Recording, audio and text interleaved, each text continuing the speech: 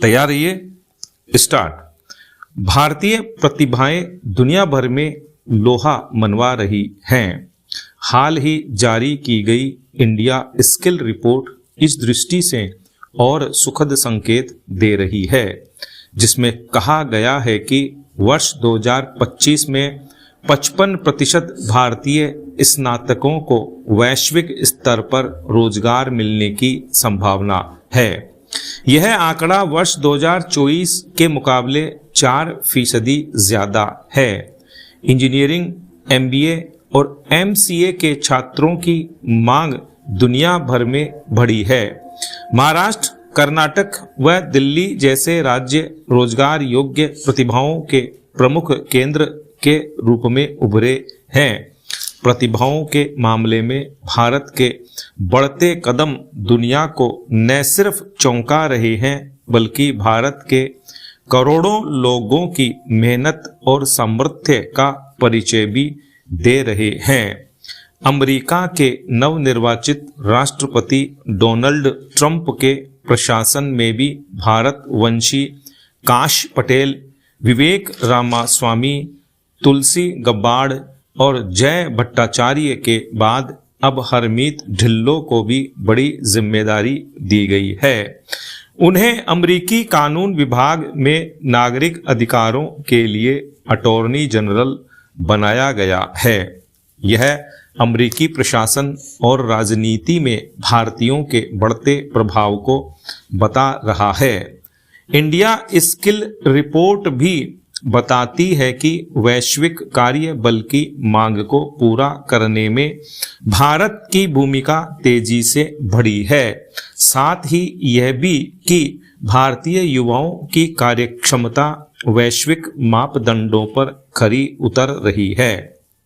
ऐसा भी नहीं है कि भारतीय युवा सिर्फ विदेश में ही जाकर सफलता के झंडे गाड़ रहे हैं, बल्कि देश में भी सफलता की नई ऊंचाइयां छू रहे हैं।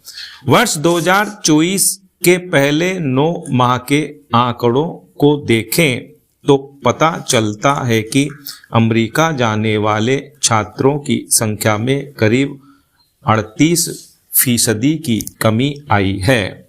इसका एक प्रमुख कारण है कि अब देश में अवसर बढ़े हैं और भारतीय युवा देश में ही सफलता की नई इबारत लिख रहे हैं। स्टार्टअप और टेक कंपनियों की सफलता दुनिया को भारतीय प्रतिभा से परिचय करा रही है। इसके बावजूद अब हमें विकसित भारत के सपने को पूरा करने के लिए वैश्विक चुनौतियों का भी सामना करने के लिए तैयार रहना होगा।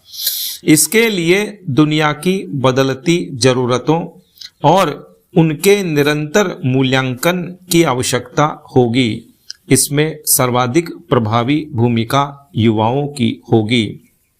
उच्च शिक्षा संस्थानों का विस्तार, कौशल विकास जैसे क्षेत्रों में तेजी से आगे बढ़ना होगा।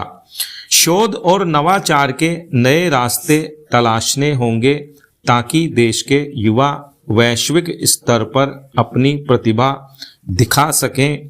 वैश्विक स्तर पर सफलता से हमारी पहचान होगी तो निश्चित रूप से युवाओं के साथ हमारी संस्कृति और परंपराएं भी दुनिया में कोने कोने में पहुंचेंगी। यह सफलताएं और परंपराएं निश्चित रूप से हमें गौरवान्वित करेंगी। पैरा, बजरी माफिया पर अंकुश लगाने के सरकारी स्तर पर तमाम प्रयास मुंह चिढ़ाते नजर आते हैं। हालत यह है कि सरकार इन माफिया पर अंकुश के लिए कोई नई शुरुआत करती है तो बजरी के अवैध खनन व परिवहन में जुटे माफिया 2 कदम आगे निकलते नजर आते हैं। सरकार ने बजरी ब्लॉक की नीलामी प्रक्रिया शुरू की तो ये माफिया नीलामी न होने देने पर तुले हैं। एक तरफ जनता को सस्ती बजरी की जरूरतें पूरी नहीं हो पा रही तो दूसरी तरफ बजरी माफिया लगातार पनपते जा रहे हैं। सरकार ने हाल ही हर जिले में बजरी खनन के छोटे छोटे ब्लॉक बनाकर उनकी नीलामी की प्रक्रिया शुरू की है। दूसरे लोग नीलामी से दूर रहे, इस मकसद से ये माफिया अपने ही लोगों के लिए बढ़ चढ़कर बोली की रकम लगा रहे हैं ताकि कोई दूसरा व्यक्ति नीलामी में शामिल ही नहीं हो। इतना ही नहीं, माफिया से जुड़े ये लोग कई मामलों में तो अमानत राशि तक जमा नहीं करा रहे। जाहिर है नीलामी प्रक्रिया अटक गई तो बाजार में बजरी की मांग पूरी करने के लिए अवैध कारोबारियों की चांदी हो जाएगी। नीलामी नहीं होने के पीछे एक मुख्य कारण बीसलपुर से डीसिल्टिंग गाद निकालना के नाम पर ही हो रहे बजरी व ग्रेवल खनन को भी माना जा रहा है। सरकार ने हाल ही एक कंपनी को 20 साल के लिए बीसलपुर बांध की डीसिल्टिंग कार्य का ठेका दिया है। बीसलपुर क्षेत्र से जुड़े पंडेर कस्बे जहाजपुर के पास बनास नदी से रोजाना सैकड़ों डंपर व ट्रेलर बजरी के निकाले जा रहे हैं। इससे सड़कें भी क्षतिग्रस्त हो रही हैं। जहाजपुर से यह बजरी भीलवाड़ा, कोटा, बूंदी, झालावाड़, देवली, टोंक के साथ पड़ोसी राज्यों में भेजी जा रही है। राजनेताओं व नौकरशाहों की शाह से अवैध खनन थमने का नाम नहीं ले रहा। खान विभाग से जुड़े एक्सपर्ट्स का कहना है कि बजरी नीलामी के लिए अमानत राशि 40 लाख से बढ़ाकर कम से कम 1 करोड़ रुपए करना चाहिए। साथ ही एक ही जिले में एक साथ 15 से 20 ब्लॉक की निविदाएं निकालनी चाहिए। किसी भी बजरी या खनन माफिया को एक साथ सभी ब्लॉक में नीलामी में हिस्सा लेने के लिए बड़ी रकम का इंतजाम करना होगा।